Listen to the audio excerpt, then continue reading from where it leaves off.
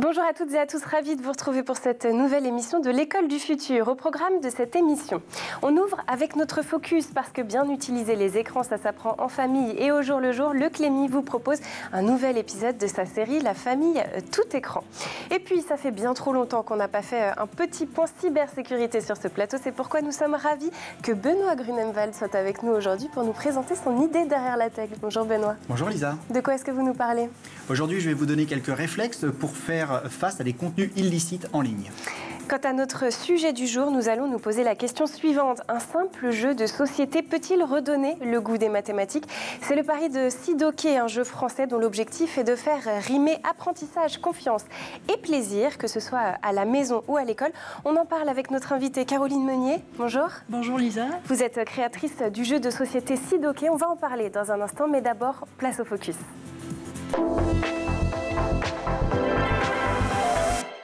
Focus aujourd'hui sur une utilisation saine et maîtrisée du numérique dans les foyers. C'est avec notre partenaire le Clémy et sa série La famille tout écran. On se retrouve tout de suite après votre nouvel épisode. Si, comme moi, vous avez eu en horreur les chiffres et les mathématiques durant toute votre scolarité, restez avec nous car vous allez peut-être changer d'avis puisqu'un jeu de société inventé en Touraine semble bien réussir à inverser la tendance. Sidoké, c'est son nom et il transforme le calcul mental en un jeu d'équipe. Alors, comment un jeu familial est-il devenu un outil pédagogique ? On en parle tout de suite avec sa créatrice.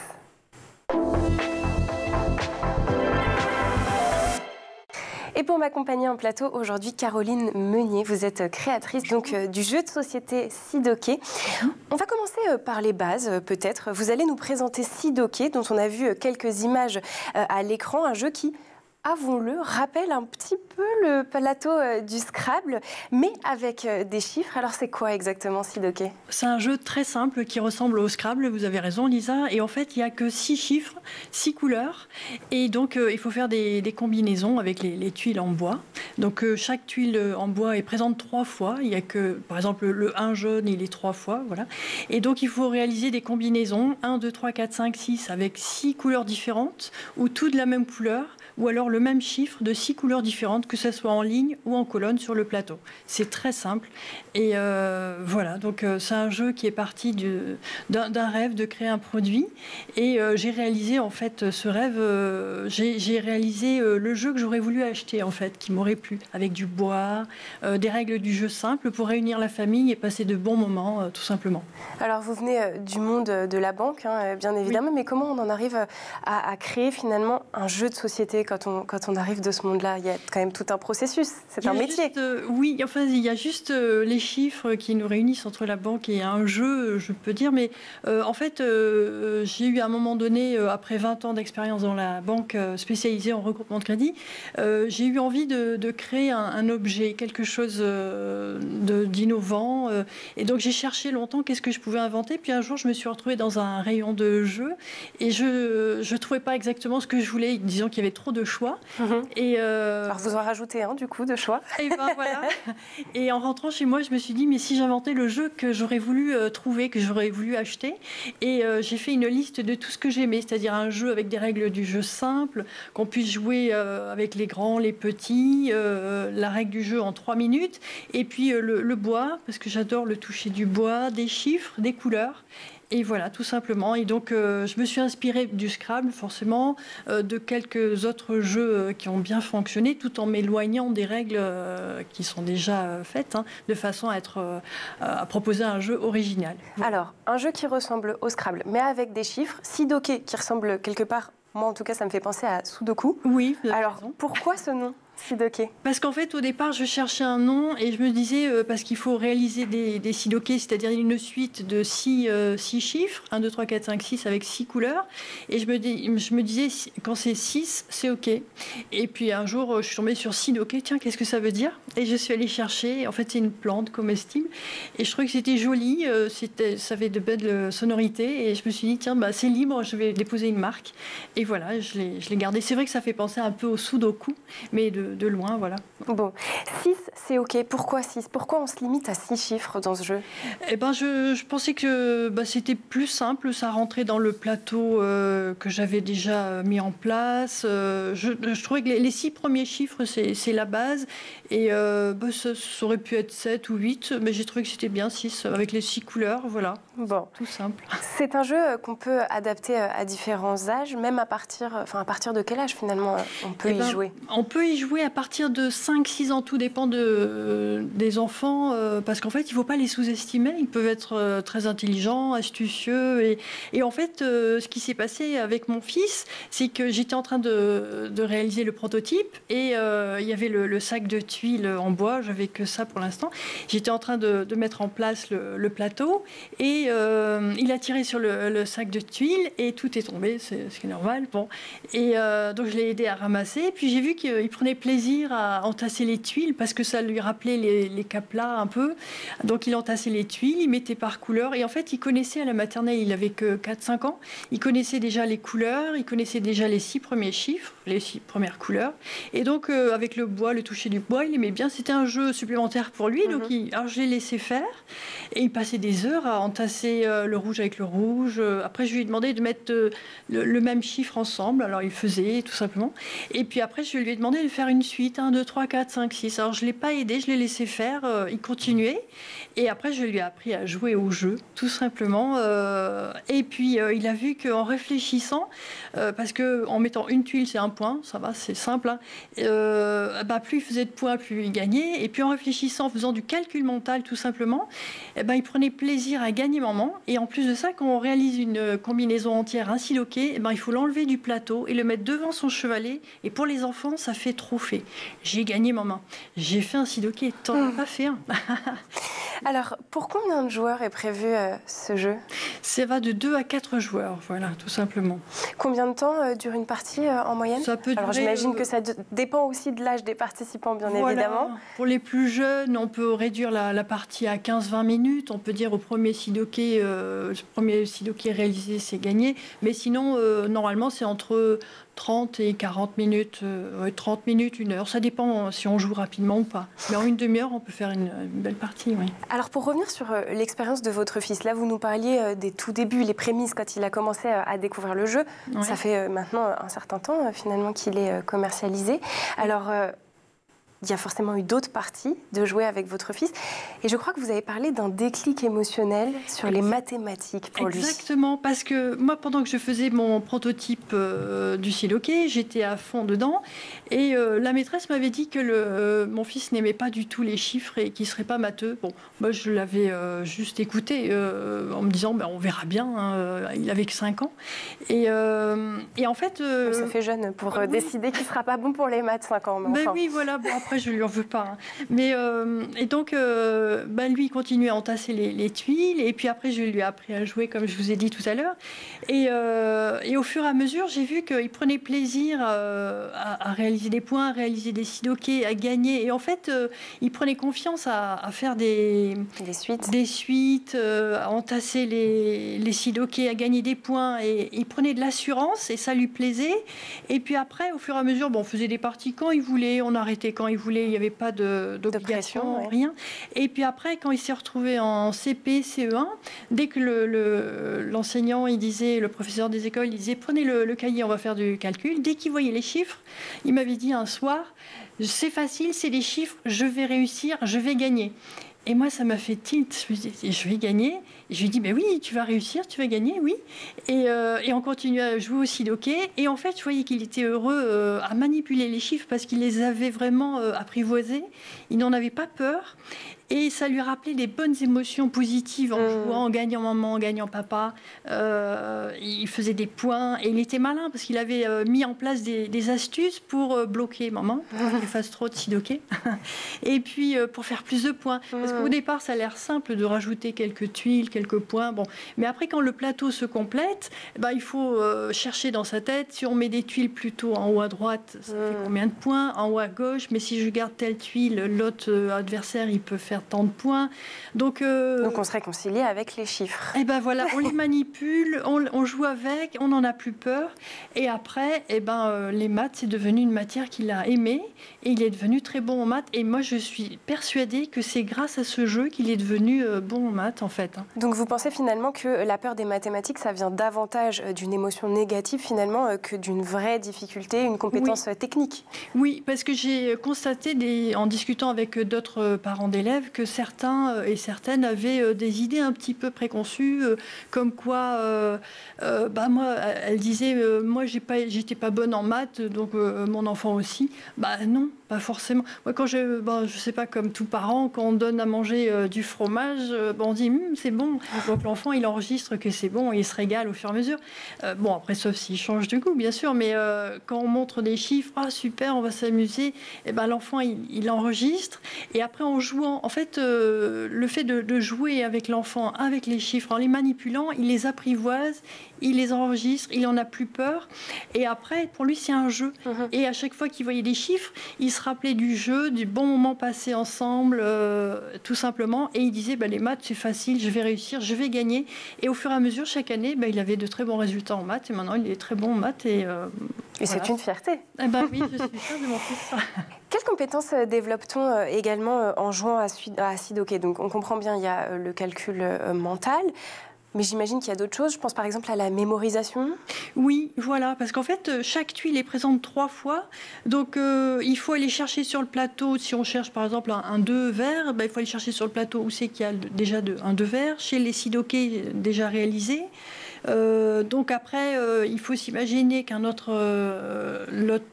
adversaire a le 2 vert. Donc s'il a et si on place une autre tuile, en fait, il y a de la stratégie, c'est du placement de tuiles.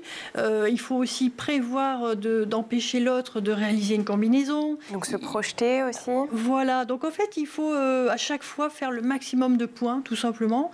Et il faut prendre du plaisir, il ne faut pas se prendre la tête. Il faut jouer en ça reste un jeu. Voilà, il faut que ça reste un jeu. Éducatif, mais un avec jeu. du plaisir. Parce que les enfants, ils aiment gagner, souvent.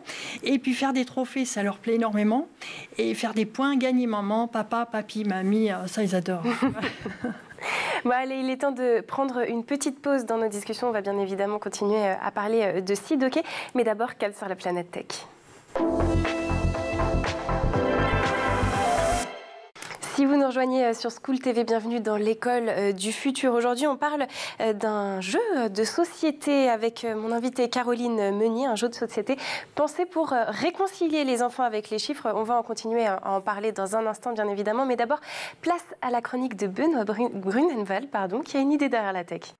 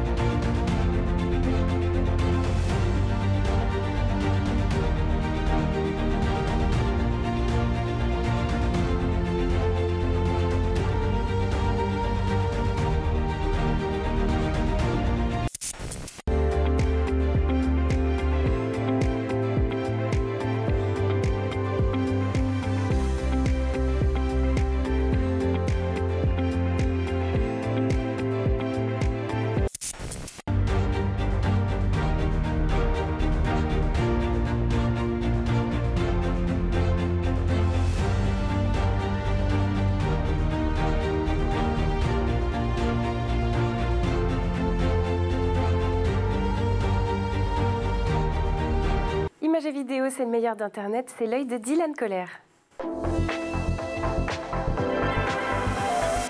Benoît, en naviguant sur les réseaux sociaux, les sites internet, on peut se retrouver face à du contenu illicite. Quel est, selon vous, l'un des meilleurs moyens de le signaler ?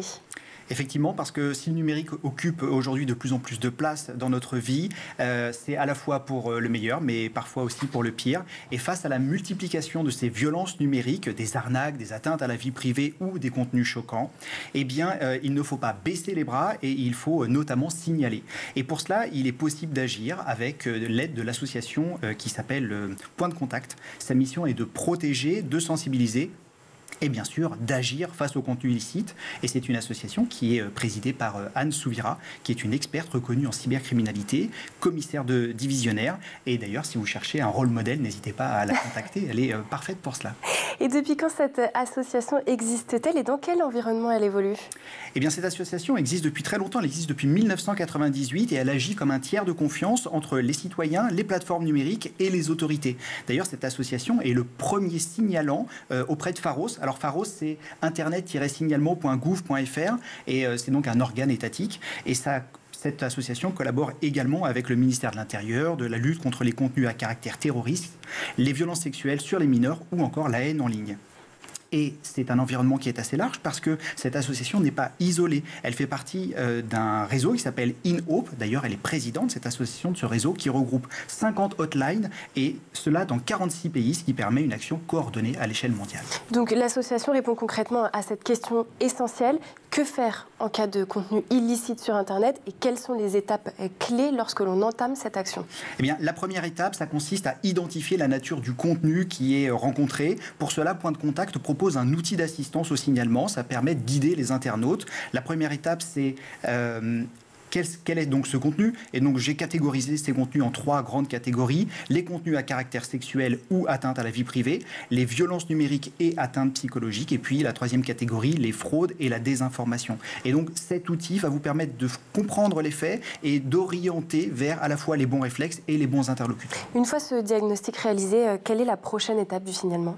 Eh bien, Point de Contact va mettre à votre disposition 3 outils principaux pour signaler ces contenus illicites, à la fois le formulaire de signalement en ligne, l'extension web que l'on met dans son navigateur, ça marche pour un très grand nombre de navigateurs, et puis aussi une application mobile. Alors ça, c'est vraiment très pratique parce que, comme ces autres moyens, c'est à la fois anonyme, gratuit, bien entendu, et ça permet de faire le lien avec les hébergeurs de plateformes ainsi que les différentes autorités, qu'ils soient en France ou à l'international. Le rôle de l'association est d'agir contre les contenus déjà en ligne, mais son rôle, c'est aussi de les éviter, bien évidemment. Cela passe par la sensibilisation des enfants, des parents et des enseignants, mais sous quelle forme ? Eh bien, Point de Contact va créer et diffuser différents supports pédagogiques pour effectivement informer et prévenir de ces situations. La liste est vraiment très très large. Je vous invite d'ailleurs à consulter leur site internet. Et il y a quelques sujets qui sont vraiment au cœur de l'actualité, que sont le harcèlement, le cyberharcèlement, le sexting, la haine en ligne, la prostitution des mineurs, le revenge porn, la provocation à la haine ou encore au terrorisme. Et si je suis un professionnel et que je souhaite renforcer mes compétences dans ces domaines sensibles, quel support peut m'apporter l'association ? Eh bien, à la fois les supports que l'on a vus précédemment, mais également des formations qui sont gratuites et qui sont à destination des professionnels, des entreprises ou encore des collectivités ou acteurs de l'éducation. Et ces formations vont à la fois permettre de comprendre les enjeux, d'identifier les situations à risque et d'adopter les bons réflexes, ainsi que bien entendu d'utiliser des outils de signalement. Pour conclure, signaler, est-ce que c'est utile et pourquoi ? Alors, signaler un contenu illicite, c'est protéger des victimes, responsabiliser les auteurs et surtout contribuer à un Internet plus sûr. Merci beaucoup Benoît Grunemwald pour cette chronique. Il est temps de reprendre notre échange autour de Sidoké, ce jeu français axé sur les chiffres qui a conquis les familles, les enseignants et vous le verrez, même les orthophonistes. C'est tout de suite dans la seconde partie du Talk. Benoît, en qualité d'expert en cybersécurité, je crois que vous avez réussi à faire un petit parallèle entre le jeu Sidoké et vos compétences. Oui, tout à fait. Et alors, je trouve que c'est vraiment intéressant cette notion, alors à la fois de chiffres, pour maîtriser les mathématiques. Dans l'informatique, c'est important, oui. Mais également ces notions de stratégie. J'y vois là la possibilité de développer un talent, on va dire, de futur hacker. Le hacker, c'est celui qui est du bon côté de la barrière et qui va voir comment aller chercher, vous le disiez, placer les pièces, peut-être pour bloquer l'autre, peut-être anticiper également ses mouvements. Et c'est ce que l'on fait en cybersécurité au quotidien. On on essaye d'anticiper ce que vont faire les cybercriminels, les bloquer, et si jamais ils arrivent à avancer, eh bien, les rebloquer, et comme ça faire en sorte de protéger nos structures et finalement de gagner. Oui, c'est très bien vu. Et d'ailleurs, je reviens à mon fils, mais il aime beaucoup l'informatique. C'est peut-être lié. Mais c'est vrai qu'il y a une part de stratégie. Il faut vraiment bien placer ses pièces, s'en débarrasser. Et le but étant de faire le plus de points le plus vite possible, eh ben, il faut essayer de bloquer les autres, mais faire le plus de points. Et donc, oui, il y a beaucoup de stratégies. Il y a un parallèle à faire, ouais, effectivement. Ouais, c'est un plus pour l'informatique. Ah bah, c'est parfait. Hein, il est vraiment bien, ce jeu. Peut-être que vous êtes en train de former, sans le savoir finalement, la prochaine génération de Benoît Grunemwald. Alors en parlant du potentiel éducatif justement de Sidoké, je le disais dans l'introduction de cette seconde partie, votre jeu a trouvé sa place ailleurs qu'à la maison. Je pense notamment aux salles de classe. Ce sont les enseignants qui vous ont contacté ou c'est plutôt vous qui avez eu cette démarche? Alors, c'est moi qui ai eu la démarche, je leur ai proposé et à chaque fois, j'ai eu des témoignages vraiment intéressants. Ils me disaient que les élèves aimaient beaucoup parce que c'était assez simple. Ils manipulaient, puis le côté bois, ils aimaient bien et ils manipulaient les chiffres. Ça leur permettait de se familiariser avec les chiffres, de jouer ensemble. Et c'était vraiment bien. J'ai de bons témoignages sur le site sidoké.fr. Vous verrez tous les témoignages, c'est vraiment édifiant. Ouais. Et comment les enseignants s'en servent-ils concrètement? Je veux dire, j'imagine que c'est quand même pas la même utilisation quand on est en famille, à la maison, d'autant que vous nous disiez qu'on peut aller jusqu'à 4 joueurs. Forcément, dans une classe, il y a quand même un effectif plus important. Alors, comment est-ce qu'on peut adapter l'utilisation du jeu dans ce contexte? Alors, ils montrent le jeu et puis ensuite, c'est par petits groupes de 3, 4, ils jouent. Mais voilà, après, les professeurs des écoles conseillent aux parents d'acheter le jeu et voilà, d'investir parce que c'est un jeu qui part sur plusieurs années, disons que jusqu'à l'adolescence et même après, ils pourront jouer avec leurs grands-parents, les parents. Et donc, c'est un jeu qui dure dans le temps, un peu comme le Scrabble tout simplement, mais c'est avec les chiffres. Et donc, moi je pense que c'est mieux de l'avoir à la maison qu'à l'école. À l'école pour le faire découvrir, mais il faut qu'il y ait une part affective en fait, parce que mon fils, je pense qu'il a davantage aimé les chiffres parce qu'il jouait avec moi, il se sentait plus à l'aise forcément qu'à l'école. Et voilà, je pense que c'est mieux dans cette formule-là. Mais à l'école, c'est apprécié. Oui, les professeurs des écoles ont donné de bonnes notes. Ouais. Si on intégrait plus de jeux comme le vôtre à l'école, vous pensez que ça pourrait changer le rapport des élèves aux matières scientifiques? Pourquoi pas? Pourquoi pas? Oui, ce serait un plus pour améliorer le niveau en maths, parce que c'est dommage. Moi, j'ai vu dans mon parcours personnel nombreux camarades qui avaient l'orientation bouchée parce qu'ils n'avaient pas un niveau suffisant en maths. On leur disait, non, tu as vu le niveau en maths que tu as, non, tu ne pourras pas faire tel métier. Et je trouvais que c'était une forme d'injustice parce qu'on n'a pas forcément l'intelligence mathématique ou scientifique pour faire tel métier.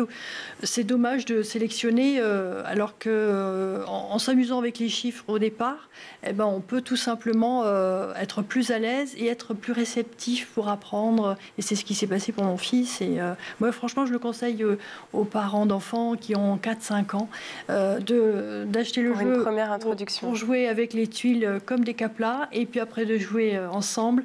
Et après, ils verront par eux-mêmes que l'enfant est plus à l'aise. Et, voilà. Et enlever tous les préjugés sur... moi, en maths, j'étais pas bonne, ou moi, j'aimais pas les maths. Donc ça, faut oublier. Oui, ça, j'en aurais eu bien besoin, personnellement, effectivement, d'avoir peut-être Sidoké au début de ma scolarité. Ouais. Ce qui est fou, c'est que votre jeu est désormais aussi chez certains orthophonistes. Oui. Qu'est-ce qu'ils y trouvent, eux, en termes de travail cognitif ou de stimulation ? Voilà, justement, il y a une part un peu de tactique, mais aussi de mémoire. Donc, ils sont obligés de se rappeler qu'il y a des colonnes, des lignes, donc il faut respecter. Et puis ensuite, les suites. Et ensuite, dans une suite où il y a 6 couleurs, s'il y a déjà le rouge, le bleu, le vert, forcément, il faut la 4e tuile. Il ne faut pas qu'il y ait ces 3 couleurs. Donc, on cherche qu'est-ce qu'il peut y avoir dans ce qu'on a, dans ce qu'on peut piocher après, éventuellement. Donc, il y a une recherche un peu de stratégie. Et Et puis, il y a un peu de mémoire aussi, parce que si telle tuile, je sais pas, le 2 jaune a déjà été placé, il faut aller le chercher, il faut le visualiser, il faut, ça fait travailler un petit peu tous les sens.